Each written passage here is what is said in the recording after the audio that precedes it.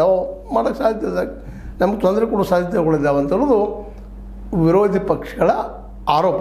ಯಾಕಂದ್ರೆ ಈಗ ನೀವು ನೋಡಿದ್ರಿ ಪೆಗಾಸಸ್ ಬಗ್ಗೆ ಹಿಂದೆ ಸಾಕಷ್ಟು ಚರ್ಚೆ ಆಗ್ಯದ.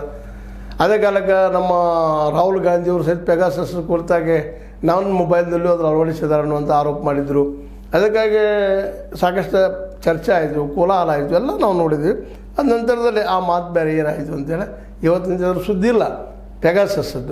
ಪೆಗಾಸಸ್ ಇದು ಪ್ರೊಡಕ್ಟ್ ಬೈ ದ ಇಸ್ರೇಲ್ ಆಯಾ ಒಂದು ಸಂಸ್ಥೆ ಮಾಡಿದ್ದು. ಇದನ್ನು ತಮ್ಮ ವೈರಿಗಳು ಏನು ಮಾಡ್ತಾಯಿದ್ರು, ಎಲ್ಲೆಲ್ಲಿ ಹೋಗ್ತಾಯಿದ್ರು ಕಂಡು ಹಿಡಿಸುವಾಗಿ ಹಂಗೆ ಇದಪ್ಪ ಇನ್ನೊಂದು ಅಂತೇಳಿ ಇದರಿಂದ ಅದಕ್ಕಾಗಿ ಈ ಬಿ ಜೆ ಪಿ ಇಂಥಂತಂದು ಏನು ಮಾಡ್ಲಿಕ್ಕತ್ತಪ್ಪ ಅಂದ್ರೆ ಜನರ ಧ್ವನಿಯನ್ನು ಹತ್ತಿಕ್ಕಲು ಬಿ ಜೆ ಪಿ ಮಾಡಿದ ಮತ್ತೊಂದು ಪ್ರಯತ್ನ ಇದಾಗಿದೆ. ಜನರ ಧ್ವನಿ ಹೆಂಗೆ ನಾವು ಹತ್ತಿಕ್ಕಬೇಕಪ್ಪ, ಅವ್ರು ಸಿಕ್ಕರೆ ಹೆಂಗೆ ತಿಳ್ಕೊಬೇಕು ಜನರದ ಅಥವಾ ತಮ್ಮ ವಿರೋಧಿಗಳದ ಹಿಂಗೆ ಮಾಡ್ಲಿಕ್ಕೆ ಹಚ್ಚಿದಾರೆ ವಿರೋಧ ಪಕ್ಷದವರು ಆರೋಪ ಮಾಡ್ತಾಯಿದ್ದಾರೆ. ಇನ್ನು ಈ ದಿಶೆಯಲ್ಲಿ ಮುಂದುವರೆದಾಗ ಆ್ಯಪಲ್ ಕಂಪ್ನಿ ನಿಮ್ಗೆ ಗೊತ್ತು, ಜಗತ್ತಲ್ಲಿ ಅತ್ಯಂತ ಪ್ರಸಿದ್ಧವಾದಂಥ ಒಂದು ಆ್ಯಪಲ್ ಕಂಪ್ನಿ. ಆ ಕಂಪ್ನಿಯವ್ರು ಮಾತ್ರ ಇದಕ್ಕೆ ಒಪ್ಪಿಗೆ ಕೊಟ್ಟಿಲ್ಲ.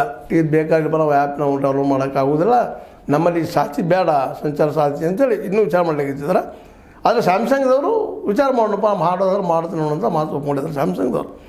ಅದೇನೇ ಇರಲಿ, ಸರ್ಕಾರದ ಪರವಾಗಿ ಜ್ಯೋತಿರಾದಿತ್ಯ ಸಿಂಧಿಯಾ ಅವರು ಏನು ಹೇಳ್ತಾ ಇದ್ದಾರಪ್ಪ ಅಂತ, ಸಿಂಧಿಯಾ ಅವರು ಮೊಬೈಲ್ ಬಳಕೆದಾರರು ಸಂಚಾರ ಸಾಧ್ಯ ಅಪ್ಲಿಕೇಶನನ್ನು ಅಳಿಸಲು ಸ್ವತಂತ್ರರು ಇದನ್ನು ಮಾತು ಹೇಳ್ತಾ ಇದ್ದಾರೆ. ನೋಡ್ರಿ, ಅದು ಬೇಕಂತಿಲ್ಲ, ಅದು ನೀವು ಬೇಕಾದ್ರೆ ಇಟ್ಕೊಂಡ್ರೆ ಬೇಡ ಕಿತ್ತಾಕಿಬಿಡ್ರಿ, ತೆಗೆದಾಕಿಬಿಡ್ರಿ. ನೀವು ಇಟ್ಕೋಬೇಕಂತ ಯಾರು ಹೇಳ್ತಾ ಇದ್ದಾರೆ? ಅದಿಲ್ಲ, ಅದರಲ್ಲಿ ಕಂಡೀಷನ್ ಇಲ್ಲ. ಅದರಲ್ಲಿ ನೋಂದಣಿ ಮಾಡಿಕೊಳ್ಳುವವರಿಗೆ ಅದು ನಿಷ್ಕ್ರಿಯವಾಗಿರುತ್ತದೆ. ಮೊದಲೇ ನೋಂದಣಿ ಮಾಡಿಕೊಂಡ್ರು ಸಹಿತ ಅದು ಕೆಲಸ ಮಾಡ್ತಾ ಇರೋದಿಲ್ಲ. ನೀವು ಸ್ಟಾರ್ಟ್ ಮಾಡಿದಾಗ ಶುರುವಾಗ್ತದೆ.